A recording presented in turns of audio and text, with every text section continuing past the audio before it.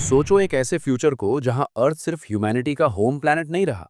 Humans moon पर रह रहे हैं, मार्स पर परमानेंट कॉलोनीज बन चुकी हैं और स्पेस सिर्फ एक्सप्लोरेशन का प्लेस नहीं बल्कि डेली लाइफ का हिस्सा बन गया है।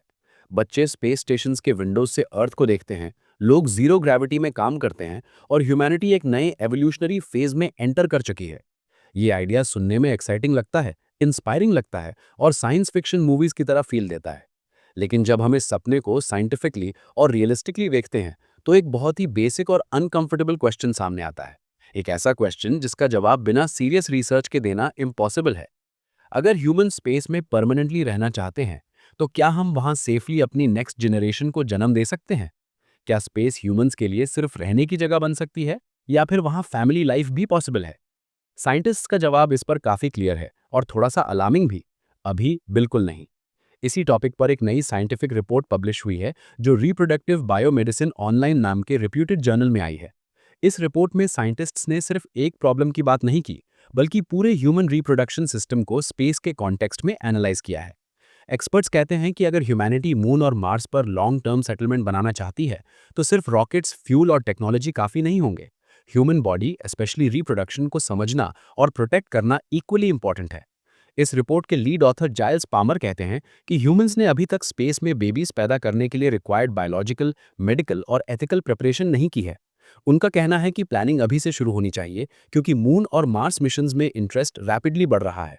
आज सिर्फ गवर्नमेंट स्पेस एजेंसीज ही नहीं बल्कि प्राइवेट कंपनीज भी long duration space missions plan कर रही हैं, जहां एस्ट्रोनॉट्स मंथ्स नहीं बल्कि सालों तक स्पेस में रह सकते हैं।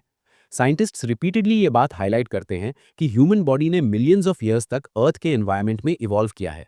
अर्थ की gravity, oxygen rich atmosphere, protective magnetic field, stable temperature और रेगुलर डे नाइट साइकिल, ये सब चीज़ें ह्यूमन लाइफ के लिए परफेक्टली बैलेंस्ड है। स्पेस का एनवायरनमेंट इन सब चीज़ों का बिल्कुल ऑपोजिट है और यहीं से प्रॉब्लम्स शुरू होती हैं।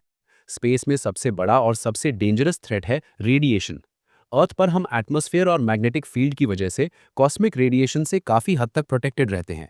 लेकिन जैसे ही हम अर्थ के प्रोटेक्टिव शील्ड से बाहर निकलते हैं, ये प्रोटेक्शन ऑलमोस्ट खत्म हो जाती है। Space radiation directly human cells के डीएनए को डैमेज कर सकती है। साइंटिस्ट्स कहते हैं कि डीएनए डैमेज का मतलब सिर्फ एक इंसान की हेल्थ प्रॉब्लम नहीं होता।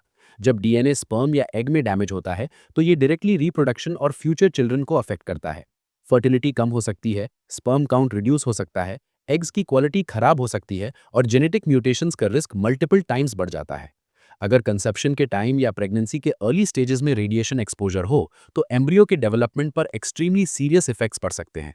कुछ केसेस में ये बर्थ डिफेक्ट्स का रीजन बन सकता है और कुछ केसेस में प्रेगनेंसी सर्वाइव ही नहीं कर पाती। साइंटिस्ट्स को सबसे ज्यादा कंसर्न इसी बात का है क्योंकि अर्ली डेवलपमेंट स्टेज सबसे ज्यादा सेंसिटिव होता है। कुछ रिसर्चर्स ये भी वार्न करते हैं कि स्पेस रेडिएशन से होने वाले जेनेटिक चेंजेस सिर्फ एक जनरेशन तक लिमिटेड नहीं रहते। ये चेंजेस फ्यूचर जनरेशंस तक पास हो सकते हैं। इसका मतलब ये है कि स्पेस में कंसीव हुए बच्चों के बच्चों पर भी इसका इफेक्ट हो सकता है। ये ह्यूमैनिटी के लॉन्ग टर्म फ्यूचर के लिए एक बहुत बड़ा रिस्क है। रेडिएशन के बाद दूसरा मेजर चैलेंज है माइक्रोग्रेविटी। स्पेस में ग्रेविटी ऑलमोस्ट जीरो होती है।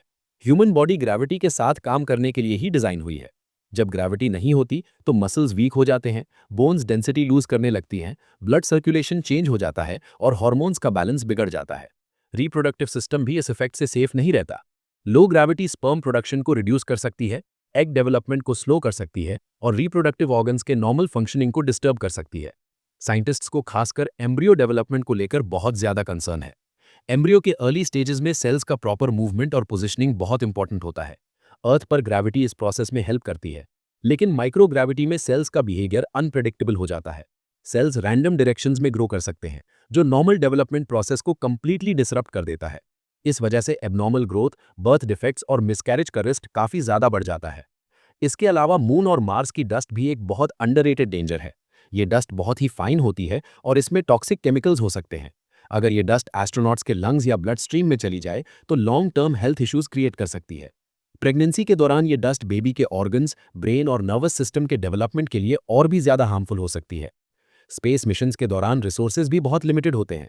फूड सप्लाई रेस्ट्रिक्टेड होती है, न्यूट्रिशन को परफेक्टली बैलेंस करना मुश्किल होता है और फ्रेश वाटर का एक्सेस भी लिमिटेड होता है।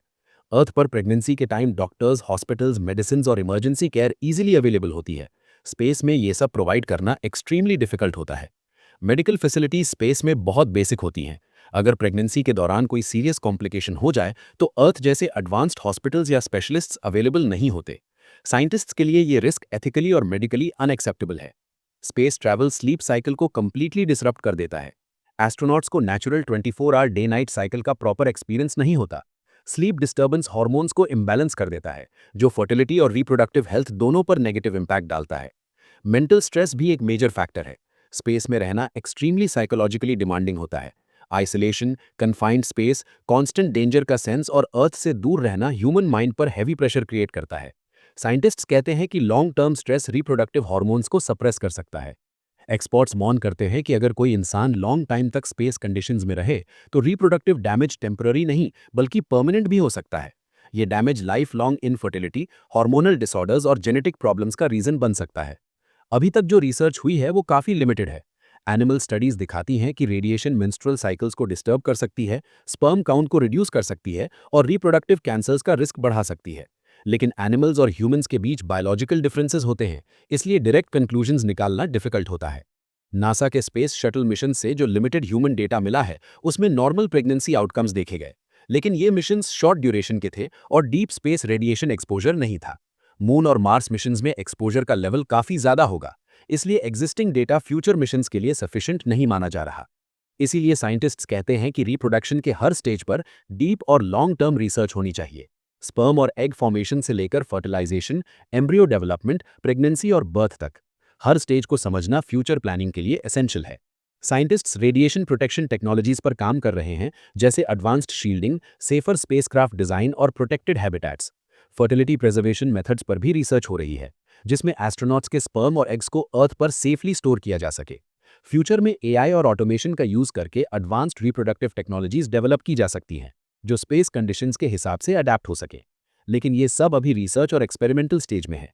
एक्सपर्ट्स रिपीटेडली ये बात क्लियर करते हैं कि प्रेग्नेंट ह्यूमंस को स्पेस में रिसर्च के लिए कभी नहीं भेजा जाएगा। एथिकल रीजंस की वजह से रिसर्च सिर्फ सिमुलेशंस और नॉन ह्यूमन मॉडल्स पर ही की जाएगी। चाइल्ड सेफ्टी और इन्फॉर्म्ड कंसेंट को हाईएस्ट प्रायोरिटी दी जा रही है। जाइल स्पैमर और उनकी टीम का कहना है कि स्पेस रिप्रोडक्शन से पहले स्ट्रॉन्ग ग्लोबल एथिकल रूल्स बनाना बहुत जरूरी है। इन रूल्स का focus fairness, transparency, informed consent और सबसे इंपॉर्टेंट फ्यूचर चिल्ड्रन की सेफ्टी पर होना चाहिए। इसी वजह से एक इंटरनेशनल एथिक्स रिव्यू बोर्ड बनाने का सजेशन दिया गया है। साइंटिस्ट्स का मानना है कि अगर ह्यूमैनिटी को ट्रूली मल्टी प्लैनेट स्पीशीज बनना है तो ये रिसर्च अनअवॉइडेबल है। लेकिन जब तक हम स्पेस के बायोलॉजिकल रिस्क्स को प्रॉपरली समझ और कंट्रोल नहीं कर लेते, तब तक एक बात बिल्कुल क्लियर है, ह्यूमंस अभी स्पेस में बेबीज पैदा करने के लिए रेडी नहीं है।